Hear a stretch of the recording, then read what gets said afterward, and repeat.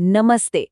आज हम एक ऐसी कहानी सुनेंगे, एक ऐसी कहानी जो शायद कहीं ना कहीं हम सब की है। ये कहानी है मेहनत की, लगन की और उस जज्बे की जो कहता है हार नहीं मानूंगा। ये कहानी उस ताकत की है जो हम सबके अंदर छिपी है, कंसिस्टेंसी की ताकत। तो ऐसी ताकत आती कहाँ से है? इसकी शुरुआत हमेशा एक बड़े सपने से होती है। चलिए कहानी के शुरुआत में चलते हैं। एक छोटा सा गांव है और वहां रहता है एक लड़का, बिल्कुल एक आम सा लड़का। कोई खास सुविधाएं नहीं, कुछ भी अलग नहीं। लेकिन उस लड़के के पास एक ऐसी चीज थी जो सबके पास नहीं होती। एक बड़ा सपना। एक ऐसा सपना जो उसकी आंखों में चमकता था। और सच पूछो तो कभी-कभी एक बड़ा सा सपना ही तो सबसे बड़ी दौलत होती है ना? पर सपने देखना एक बात है और उन्हें पूरा करना बिल्कुल दूसरी। सफर आसान तो बिल्कुल नहीं था। उसके रास्ते में भी बहुत सी मुश्किलें आईं। तो क्या क्या मुश्किलें थी, सोच के देखिए। ना ढंग की किताबें थी पढ़ने के लिए, ना ही कोई कोचिंग सेंटर जो सही रास्ता दिखा दे, और तो और घर के हालात भी आर्थिक रूप से ठीक नहीं थे। ऐसे में सपना देखना ही अपने आप में कितनी बड़ी हिम्मत की बात थी। पर इतनी सारी कमियों के बाद भी उसने हार नहीं मानी। उसका इरादा बिल्कुल पक्का था। वो हर रोज, हर एक दिन सुबह जल्दी उठता और उसके पास जो भी पुरानी किताबें थी ना, उन्हीं से पढ़ता रहता था। उसी में उसने अपनी दुनिया बसा ली थी। पर जानते हैं सबसे बड़ी मुश्किल क्या थी? रिसोर्सेज की कमी नहीं, बल्कि लोगों की बातें। आसपास के लोग, दोस्त, रिश्तेदार सब यही कहते थे, अरे छोड़ दे, तुझसे नहीं हो पाएगा। और ये शब्द, तू नहीं कर पाएगा, ये किसी का भी हौसला तोड़ने के लिए काफी होते हैं। और एक दिन ऐसा आया जब वो सच में टूटने की कगार पर था। लग रहा था जैसे अब सब खत्म।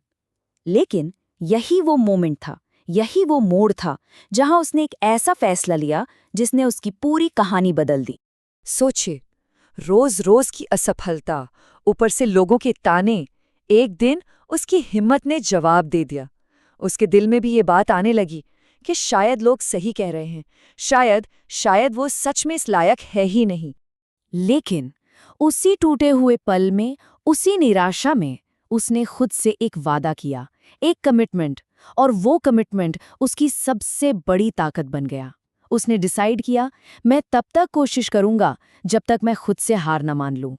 बस ये एक लाइन उसकी जिंदगी का मकसद बन गई।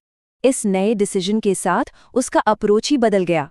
अब सिर्फ हार्ड वर्क काफी नहीं था, अब जरूरत थी स्मार्ट वर्क की, कंसिस्टेंट एफर्ट की। और उसका फॉर्मूला क्या था? बहुत सिंपल। नंबर 1, रोज पढ़ना। थोड़ा ही सही, पर रोज, चाहे मन करे या ना करे। नंबर 2, गलतियों से डरने के बजाय उनसे सीखना। और नंबर 3, जो सबसे इंपॉर्टेंट है, कभी रुकना नहीं, चाहे कितनी भी थकान हो, बस चलते रहना। और ऐसे ही दिन, हफ्ते, महीनों में बदल गए, और महीने सालों में। वक्त बीतता गया, पर उसकी मेहनत में, उसकी लगन में कोई कमी नहीं आई। तो फिर क्या हुआ?